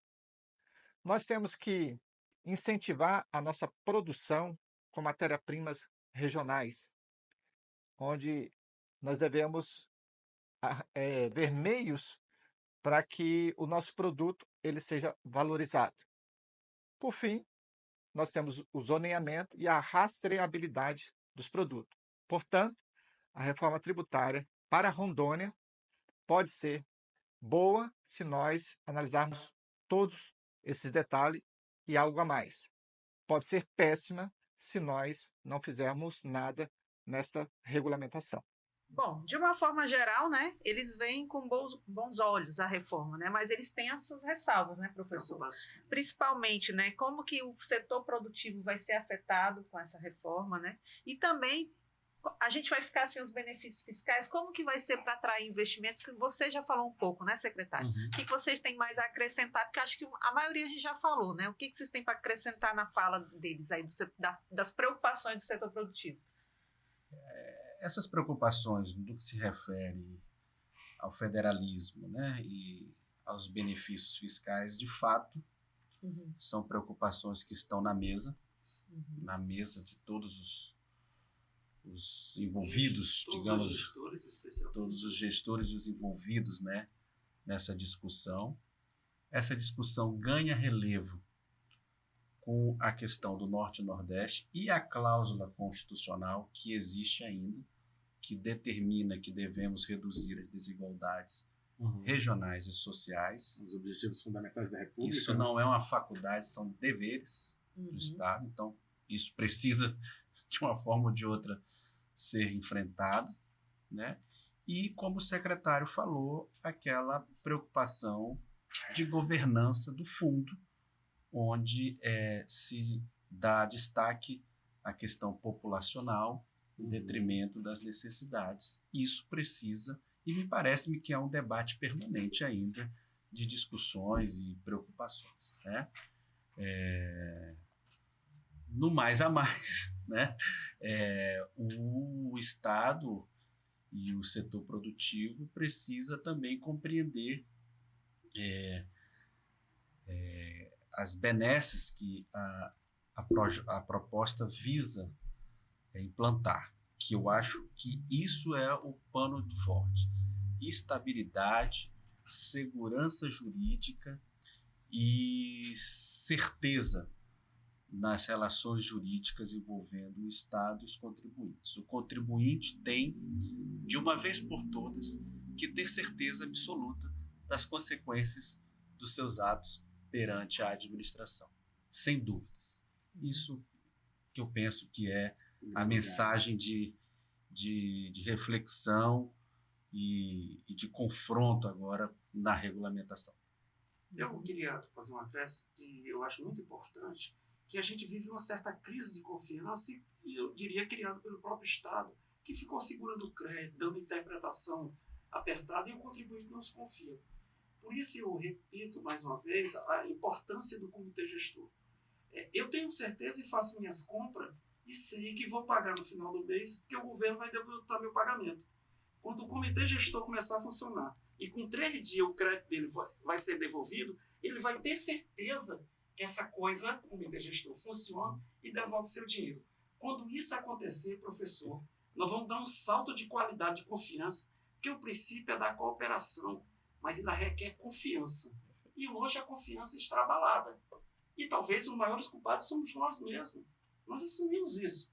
Mas essa culpa, ela vai acabar. E essa estabilidade, essa segurança que a sociedade quer, que você muito bem explicou aqui, nós vamos conseguir com essas execuções técnicas, que terão lá pessoas como o secretário, a maioria técnica, e mesmo que os agentes principais do estratégico tenham alguém que seja de fora, todos os demais são técnicos da carreira e comprometidos, não com o fisco em si, mas com a sociedade e com essa baliza que nós estamos trabalhando. Fique tranquilo com relação a isso.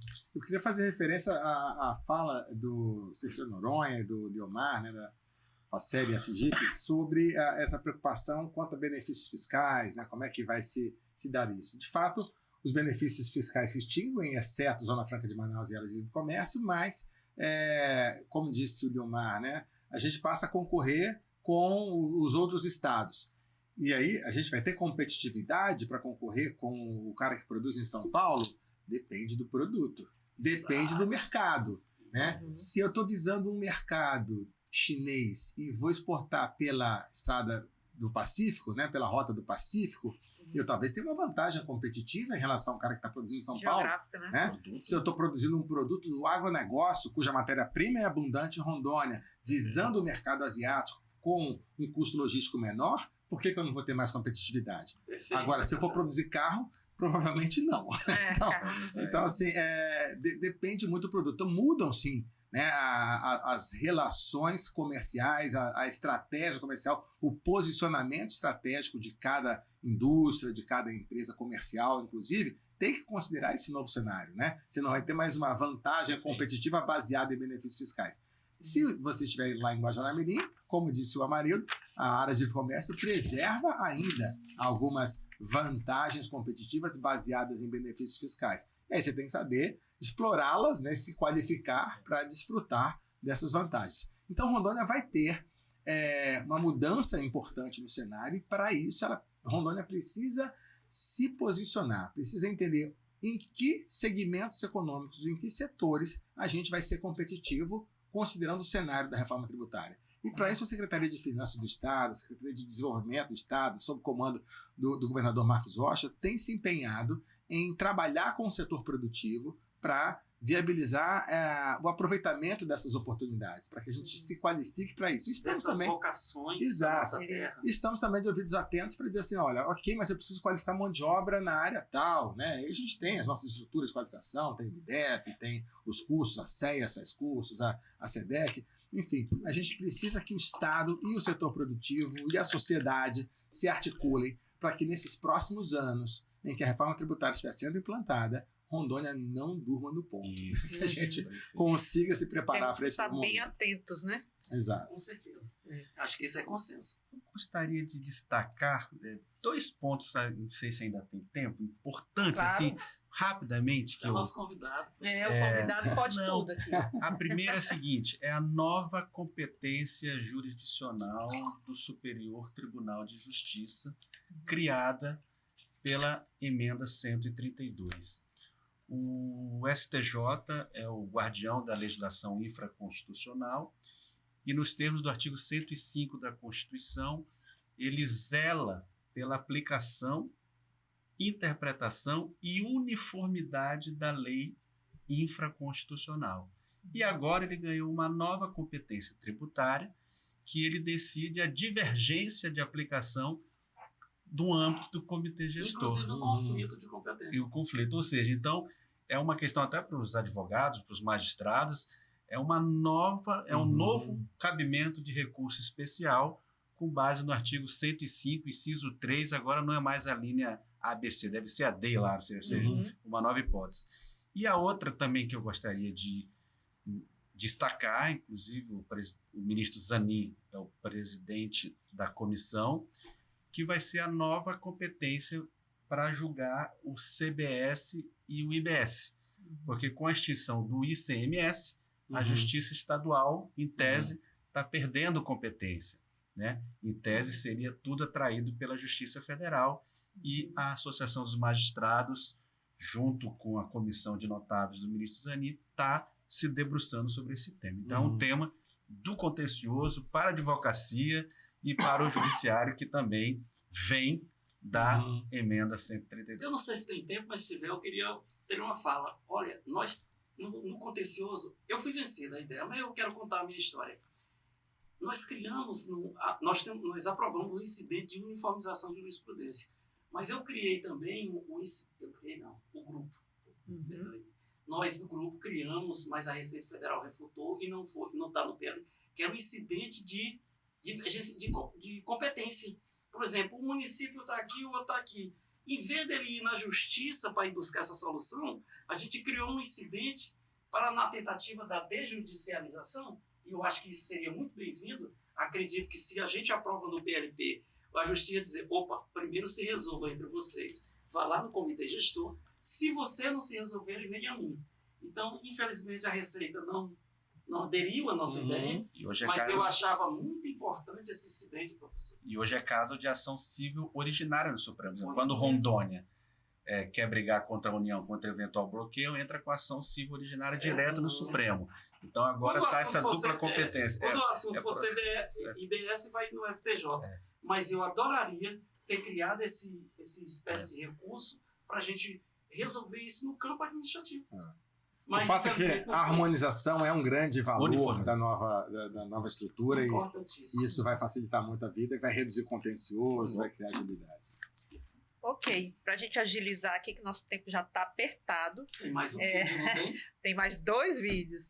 A gente vai ouvir agora o Sérgio Gonçalves, que é o vice-governador, e ele é também o secretário da Secretaria de Desenvolvimento Econômico. O tema da reforma tributária é um tema tão importante, né, para os nossos tempos atuais, onde a carga tributária por todos os que produzem é uma carga alta, sem falar no sistema burocrático que a gente vive, né? A reforma tributária ela veio com uma promessa principalmente de simplificação, né? Ela não foca tanto em desoneração, né? No fundo, ela até penaliza alguns setores, principalmente de serviços, né? Eu vejo que, claro que é um passo importante na questão da simplificação, mas temos muitas perguntas ainda nesse diálogo, né, com o governo federal de como que vai ficar, né, a questão da promoção do desenvolvimento econômico para as questões regionais, e aqui falando de Rondônia. Rondônia tem hoje um programa de incentivo tributário, né, existe todo um regramento tributário que visa atrair empregos, atrair investimento, proteger empregos, né, e como é que vai ficar isso após, né, a reforma tributária, que tem uma questão de um fundo, né, de desenvolvimento regional, como que vai ser gerido, como que esse fundo, na prática, vai continuar promovendo o desenvolvimento regional e não, para que não haja, né, uma desmobilização, uma desindustrialização do nosso estado. E o que a gente precisa, de fato, é que a gente possa acelerar a industrialização, acelerar a atração de investimento aqui para a região. Esse aqui é o grande movimento. Como que isso vai se comportar dentro do novo regramento, né, da reforma tributária? E esse diálogo a gente tem tido, né, com o governo federal, com a bancada federal, né, lá no Ministério, e esse é um ponto muito importante que nós temos ainda pela frente, de como é que isso vai se dar,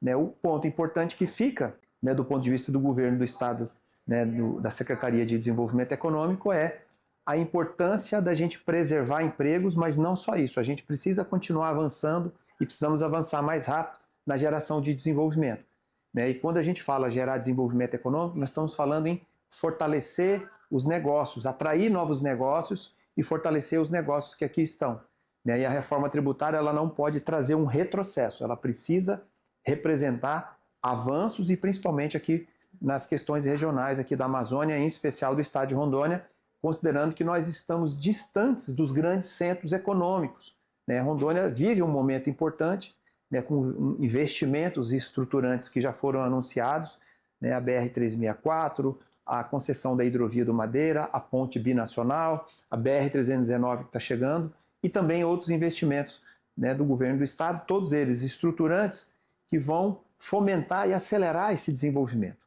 né? E a reforma tributária, dentro desse contexto, ela precisa continuar promovendo e acelerando ainda mais o desenvolvimento da nossa região, que é isso que a nossa população espera. A fala dele bem pertinente, né? Claro, e vai ao encontro o que o setor produtivo também se preocupou, né? Com essa política dos benefícios fiscais, como que vai ficar, como que vai funcionar. O senhor já falou um pouco sobre esse Fundo de Desenvolvimento Regional. O que o senhor pode acrescentar para responder o vice-governador, secretário? O vice-governador Sérgio Gonçalves está certíssimo em relação a essas preocupações, né? A Rondônia vem ostentando um ritmo de crescimento econômico acima da média nacional, e isso a gente precisa manter. Há uma preocupação realmente da gente perder participação, perder ritmo, né? E isso não é bom. Então, para evitar esse cenário, a gente realmente precisa qualificar a atuação das empresas do Estado para aproveitar oportunidades que surjam com a reforma e mitigar esses riscos, essas ameaças que também surgem. O Fundo Nacional de Desenvolvimento Regional é um grande catalisador dessas oportunidades. A gente pode utilizar o fundo, por exemplo, para fazer regularização fundiária, né? É algo que pode ajudar o Estado, né? Infraestrutura, né? O governador falou de vários investimentos, né? Na área de infraestrutura, né? Algumas coisas competem ao governo federal fazer, mas outras o governo do Estado vai ter alguma gestão sobre os recursos desse fundo, né? Então, esse fundo, que deve gerar aí uns 2,5 bi por ano, né, pode ser utilizado para investimentos estruturantes ou mesmo para subvenção, né, para você arcar parte do custo de uma empresa que seja chave numa cadeia produtiva longa, que seja essencial para o Estado gerar muito emprego e renda. Então, tem uma fase de discussão de como utilizar o Fundo Nacional de Desenvolvimento Regional que cabe a nós fazermos, e por isso acho que o governo do Estado, junto com os atores do setor produtivo, pode discutir a melhor aplicação para preparar o Estado para esse novo momento. Secretário, ainda tem o Fundo de Desenvolvimento da Amazônia Ocidental, que é parte para Guajará-Mirim, que deve ser aproveitado para essas vocações regionais, especialmente na parte da indústria, do produto local, que esses benefícios foram mantidos para a indústria. Inclusive, só tem um benefício que a gente não conseguiu da Zona Franca de Manaus, que é o crédito presumido de saída para o IBS. Mas a gente vai ter o crédito presumido para a CBS, ou seja, produziu dentro de Guajará-Mirim, importa com suspensão, transforma em isenção, compra de fora sem tributação, com alíquota zero, tem crédito presumido. E quando der saída, inclusive internamente, é zero, não paga nenhum CBS. E se for para fora, paga a CBS integral, mas com crédito presumido de 6%, ou seja, vai pagar em torno de 2% de CBS. Que é um diferencial importante, né? Importantíssimo, 6%. Ou seja, é importante que o mercado se adapte a isso, que o fundo seja utilizado no avanço da utilização dessa matéria-prima regional, que é porque em 2073, em tese, nós não vamos ter mais isso. Então, precisamos nos preparar para esses avanços. E a oportunidade está aí. Eu acho que a reforma é um grande momento de oportunidade. As preocupações são muito bem-vindas. Muito bem-vinda essa preocupação. O seu insurgimento contra esses vários institutos é uma preocupação da gente ao escrever o regulamento. Então, a preocupação é estabilizar, uniformizar e permitir os avanços. E vai acontecer. Acredite nesse carequinho. Nós temos que superar essa crise de confiança mesmo, né? Existe um federalismo de desconfiança. Por que nos últimos 30 anos a reforma nunca foi aprovada? Por crise de federação. A União não confiava nos estados, que não confiava na União, que não confiava nos municípios. E os estados não confiam uns aos outros. Então, isso gerava um déficit de confiança que não se chegava a um mínimo de consenso, né? E também a governança fiscal e os estados perceberam também que são partícipes e devem ser fomentadores do setor produtivo, né? O Estado é que dá o caminho, que dá o norte para que o setor produtivo desempenhe as suas funções e as suas atividades. Tudo que o empresário, que o particular almeja, é que ele não seja surpreendido com alguma dúvida, alguma interpretação, mesmo que culposa ou dolosa, enfim, que atrapalhe os seus negócios. Então, essa crença nesse discurso de confiança, de governança, de relacionamento fiscal e principalmente de segurança jurídica que a gente espera que seja uma guinada, realmente um corte, né, de novos rumos no regime de tributação no país. E não podemos, já falamos no começo, mas não podemos esquecer, mesmo que seja, não precisa de reforma, mas precisa de reflexão. A legislação do imposto de renda precisa ser mais progressiva. O professor Everardo Maciel, que para mim é um gênio, nós temos progressividade. Tinha 3 progressividades: isenção, 15% e 27,5%. Na França, nós temos 15 faixas de progressão. Né? A propriedade tem que ser tributada de forma também progressiva, que atinja a função social, né? As grandes fortunas. Enfim, temos muito trabalho a ser feito também em conjunto com já esse esforço hercúleo que está sendo feito com o consumo. Com essa fala, a gente entra na nossa parte final, né? Que a gente está aqui no podcast. A gente vai falar agora, porque assim, a reforma tributária inicia o ano que vem já, né? Já começa a fase de teste e vai até 2033. Como os atores... 32, né? 2032. Como... Não é 33? 33 já vi. Já entra. Então até 2032, tá certo.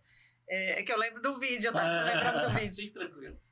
Daí, nesse caso, muitos atores vão ter que se preparar. Nós, como Secretaria de Finanças, né, os contadores, as empresas, mas um pessoal que tem que se preparar mesmo são os contadores, né? Sem dúvida. E aí a gente pegou uma fala, né, da Ana Paula Frank, que ela é conselheira e vice-presidente do desenvolvimento profissional do CRC, para ela falar como que eles estão se preparando para essa reforma. É fato que a reforma tributária impactará profundamente a vida dos profissionais da contabilidade. Ou seja, já está impactando. Isso porque ela propõe uma mudança estrutural na forma de como as empresas vão apurar e recolher os seus tributos de consumo. E com a instituição de 2 novos tributos, a CBS em âmbito federal e o IBS nos estados e municípios, os profissionais da contabilidade terão que aplicar uma nova lógica tributária. E isso exigirá muita dedicação, estudo, atualização das normas, atualização nos sistemas, readequação dos sistemas de contabilidade e uma atuação muito mais estratégica dos profissionais da contabilidade, que é quem estará à frente das empresas nesse processo de mudança. E neste momento estamos vivendo uma fase crucial da reforma tributária, a fase da normatização, a fase da regulamentação e instituição das normas complementares. São essas normas que vão definir na prática como os tributos serão declarados, calculados e recolhidos. Ou seja, neste momento, os procedimentos vão ganhar forma e os detalhes operacionais começam a ser definidos. Por isso, o diálogo entre o fisco e o contribuinte é indispensável. E a pergunta que muitos têm feito: a reforma tributária facilitará a vida do contador? Bom, a longo prazo pode até ser, porque ela de fato traz uma proposta de simplificação. Mas no curto e médio prazo, as atenções serão redobradas e os trabalhos também serão muito mais intensos, principalmente nesse período de transição, que vai até 2033, período em que parte dos tributos antigos ainda vai coexistir com os novos, ou seja, período de atenção redobrada onde os profissionais estarão trabalhando nos 2 formatos. E por isso eu reafirmo, o profissional será a peça fundamental nesse processo para a orientação das empresas e para garantir a conformidade tributária. E convocamos todos os profissionais da contabilidade para se capacitarem, atualizarem e caminhar com o CRC neste projeto.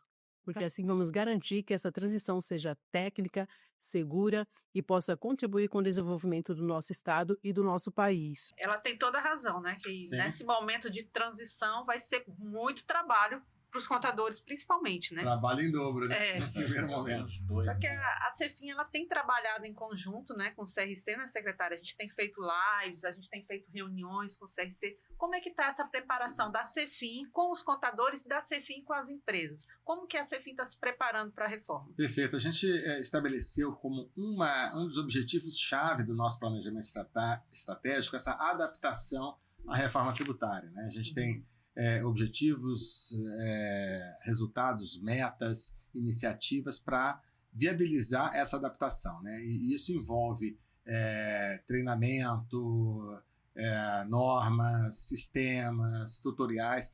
A Cefin está disponibilizando nos próximos dias. Já vou até iniciar o link aqui, anunciar, né, o link reformatributária.cefin.ro.gov.br.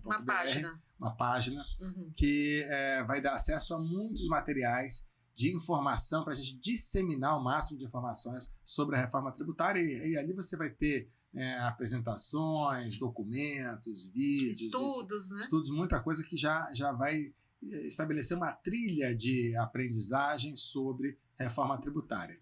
E esses eventos que a gente realiza, né, junto com o CRC, que é um grande parceiro na divulgação dessas informações, como disse, né, a representante do CRC, Ana Paula, o CRC é um grande parceiro na divulgação, é uma peça fundamental para que as empresas se preparem. E a Cefin, né, já tem experimentado essa parceria de longa data. A gente vai intensificar essas lives, essas reuniões, né, essa divulgação dos materiais para que os contadores estejam preparados, né? Já em 26 começa a fase de teste, a gente vai ter uma transição longa, né, de até 2032, né, 26 e 27 e 28, são 3 anos de teste do IBS, né, já da CBS já começa em 27, e aí nesses 3 anos de teste do IBS é o período para a gente ajustar todas as normas e sistemas.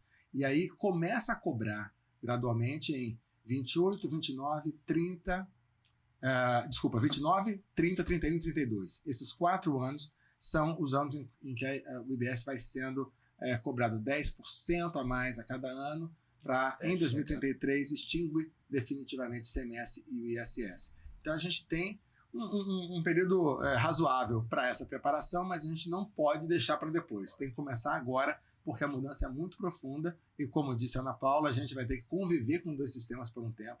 Então, até para que as nossas agendas e rotinas se adaptem, a gente tem que se preparar a partir de agora.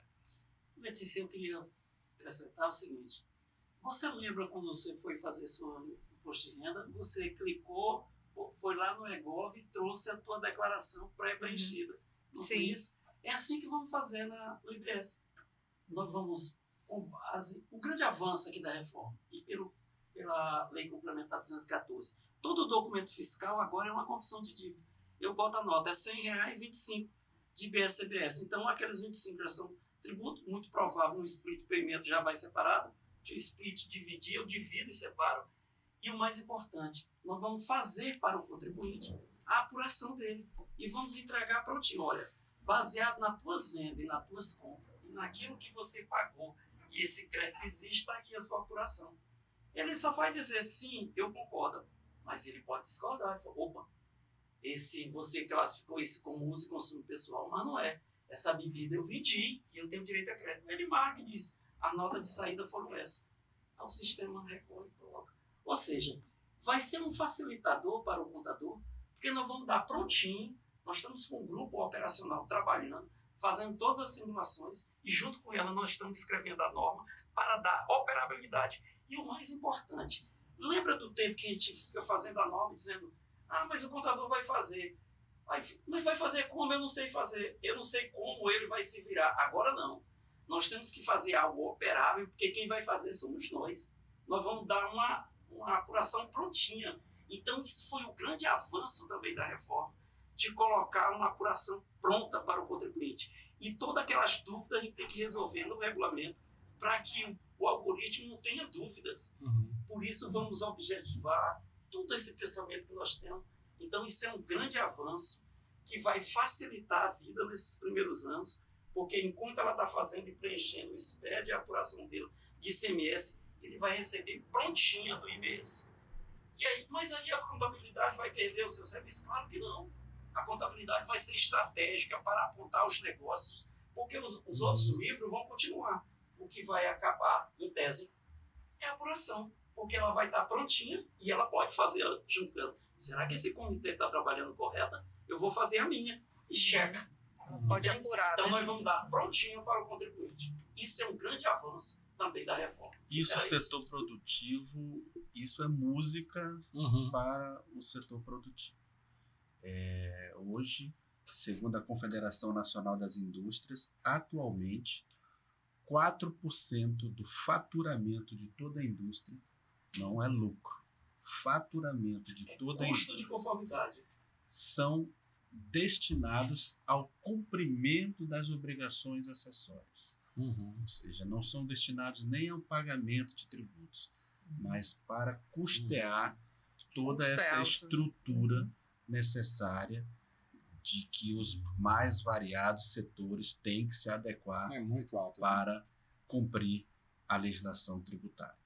Se você hoje entrar dentro de uma operadora de plano de saúde, você tem que cumprir as suas obrigações tributárias acessórias, com os seus os prestadores de serviços, os seus médicos, a sua rede credenciada, o seu órgão regulador, e isso gera todo um aparato de pessoas e de informações que necessariamente têm que ser cumpridas sob pena de lançamentos e notificações. Se você avançar para o setor de combustíveis, postos de gasolina, você também tem uma série de cumprimentos à indústria. Então, isso que o Amarildo fala, que vai estar pré-pronta no EGOV, é uma música realmente agradável aos ouvidos. Na Lei Complementar de 2014, nós temos um corpo trabalhando. Porque isso gera também, além de segurança, além de estabilidade, isso serve de impulso para que novos negócios sejam criados. Reduzir 4%, reduzir que seja 2%, muito significativo. E a motivação, as pessoas vão se motivar. Oxe, agora eu vou porque é simples, eu não vou adoecer. A reforma que a gente quer é que ele saiba produzir, saiba vender. Perfeito. E a parte burocrática nós vamos fazer para ele. Perfeito. É assim a obrigação do contribuinte tem que ser emitir documento fiscal, emitir a nota. Perfeito. Né? Faz o negócio. Ocupa o mercado. Faz o mercado. Que é executivo quando ele der um clique lá. Que a princípio não é para ter nada que pagar, porque tudo já veio no split. Nós queremos devolver dinheiro para ele. Em 3 dias o dinheiro está na conta dele. Eu tenho um cliente, assim que nós vamos funcionar. Porque hoje é diferente. Hoje eu tenho um cliente que ele tem um projeto industrial e ele precisa cadastrar esse projeto na Receita Federal para ter a redução da base de cálculo de RPJ e do lucro líquido da Sudan. Então ele tem que fazer um projeto, ele tem que fazer não sei o quê, é 1 ano e meio para ter a chancela. Vai ser único. Pois é, e então, o número é igual. Então, assim, não vai ter um número do município do estado. Parece que nós estamos vivendo uma revolução. Eu estou muito animado com essa ruptura, digamos assim, e avanço. Tem mais boas do que mais notícias. Não, são todas boas notícias. Gente, acho que a conversa foi bem produtiva. Eu já vi que a gente vai ter que fazer o 2 mesmo, porque ainda ficou muito assunto para trás, né, professor? Muita informação. Mas para a gente finalizar, eu vou querer que cada um de vocês deixe uma mensagem final, começando com o Dr. Breno. Deixe uma mensagem final para quem está nos assistindo, Dr. Breno. A minha mensagem final para os nossos ouvintes, né, e que estão nos assistindo, é de que realmente o Brasil, com esse movimento constitucional, ele se aproxima de um modelo que já vem sendo aplicado em mais de 180 países do mundo. Né? Parece-me que o modelo é o modelo adequado, né, que nós temos que nos ajustar às nossas particularidades e principalmente o nosso passado, o nosso acervo. Né? É visível a olho nu, né, que parece-me que há um movimento ético, responsável de implantar um novo modelo mesmo no país, né? Aprendemos com os nossos erros, aprendemos com os nossos defeitos e pagamos muito alto por isso, né? Então, o setor produtivo, os estudiosos, os operadores do direito, o judiciário, o executivo, o legislativo, todos juntos têm que unir forças para que isso não fracasse no final, né? Para a gente não voltar para a estaca zero. E esperamos realmente que o ideal da simplificação, da estabilidade, da segurança jurídica norteie, né, as relações entre os empresários, os contribuintes e a administração pública. Estamos torcendo por isso, né? Muito obrigada, doutor Breno, por ter aceitado o nosso convite aqui no nosso podcast. Eu que agradeço. Eu sempre falo em todos os cantos que eu sou um entusiasta, defensor da administração tributária, elogio a secretaria na pessoa do secretário em todos os cantos do estado de Rondônia, vejo sempre boa vontade, dedicação e principalmente o trabalho que vocês desempenham no âmbito da secretaria. Obrigada. Amarildo, suas palavras finais, Amarildo. Primeiro, eu queria agradecer a oportunidade. É tão bom dividir uma conversa com dois gigantes, né, que muito acrescentaram, e eu estou sempre aprendendo. Então, sempre na conversa, estou sempre aprendendo. Mas dizer que a reforma, e vou usar a sua fala, nós trouxemos o que tem de melhor no mundo. É isso mesmo. A diferença é que nós fizemos dual. Logicamente, para o mercado, eu não tenho dúvida, e aqui falo como cidadão e como estudioso da matéria, o ideal para o mercado é que fosse único. Como é nos países do mundo. Mas nós copiamos o Canadá e a Índia, que tem dual e funciona. Mas trouxemos o que é bom da Nova Zelândia. Ou seja, essa combinação nós trouxemos para o país o que tem de melhor do mundo. Uma tributação que vai desonerar o investimento, a exportação, não cumulatividade plena, celeridade da devolução.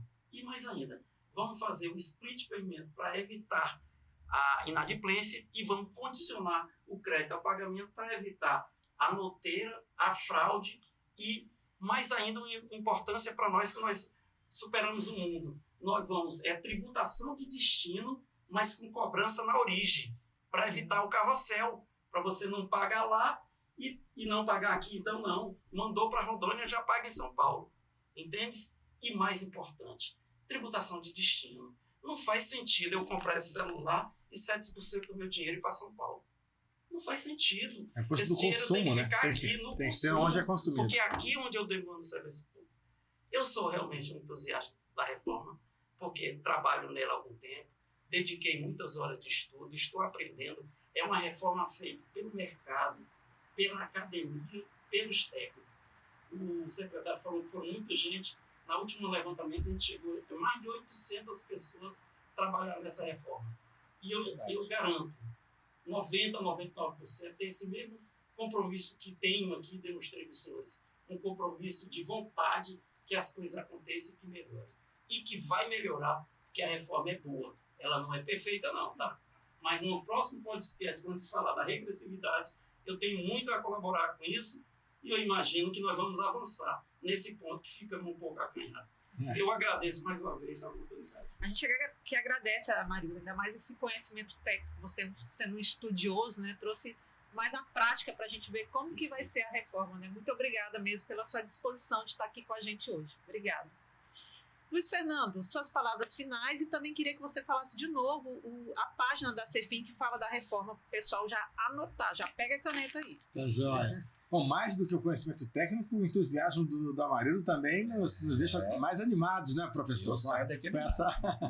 Com essa possibilidade. Já aceitei o convite para ir lá falar com os alunos dele, falar da reforma. Legal. Tem uma vaguinha numa terça-feira, nós vamos. Eu tô nos fóruns, né, deliberativos lá da reforma, mas o Amarildo conhece as coxinhas, né? Conhece assim, os bastidores, né? E esse testemunho dele, de fato, é muito importante. Não, que as perguntas mais difíceis foram para ele. E nos traz muita credibilidade. Ele se saiu super bem. Sem dúvida. Mas é isso, a gente vai ter oportunidades grandes com a reforma tributária. A gente precisa se preparar para elas. E o governo do Estado, através da CEFIM, SEDEC e demais áreas envolvidas, está absolutamente disponível para a gente aprofundar essas discussões com a OAB, com o CRC, com as associações comerciais, né? Fiero, FEComércio, FACER, Academia, e a gente precisa intensificar isso para que todo o setor produtivo esteja preparado para absorver os impactos e aproveitar as oportunidades e mitigar as ameaças que a reforma tributária traz. Mas eu enxergo que tem mais oportunidades do que ameaças e, por isso, Rondônia pode sair ganhadora ao final, desde que estejamos conscientes do desafio, preparados para adequarmos as nossas estruturas, nossas formas de atuação, a nossa economia para esse novo momento, que é positivo para o país, que é positivo para o crescimento do país e que é inevitável, né? Vamos passar por ela. Então, temos que nos preparar. A CEFIM está absolutamente disponível. Eu quero agradecer aqui ao professor Dr. Breno pela oportunidade da gente dialogar. Marildo, muito obrigado. Muito rico, de fato, o debate. E que possamos continuar numa fase 2, explorando os outros aspectos, e daqui a 10 anos, para a gente fazer o balanço. Daqui a 10 anos, né? Vocês vão estar aposentados já, né? Mas a gente vem, né? Eu vou estar aí, né? Eu vou estar aposentado. Eu sugiro o próximo tema, um podcast sobre área de livre comércio na Franklin Manaus e decifrar que vantagem tem e como esses benefícios podem acontecer, trazendo inúmeros para demonstrar como é que esses empresários podem fazer uso desse benefício que foi conservado pela reforma. Eu acho um tema importante. Interessantíssimo para a nossa área, né? Sim, já está anotado, né, secretário? Vamos fazer assim, Amarildo. Convido mais, não só tem que vir novamente, mas mais gente do mercado. Sim. Gente, muito obrigada a vocês, os especialistas que estão aqui com a gente. Obrigada a você que ficou com a gente até agora. Espero que você tenha gostado. Espero que tenha sido útil para você entender um pouco da reforma tributária. Quero chamar vocês também para seguir as redes sociais da CEFIM, que é o CEFIM_RO, tá? O site da CEFIM, cefim.ro.gov.br. E secretário? E o site reformatributária.cefim.ro.gov.br.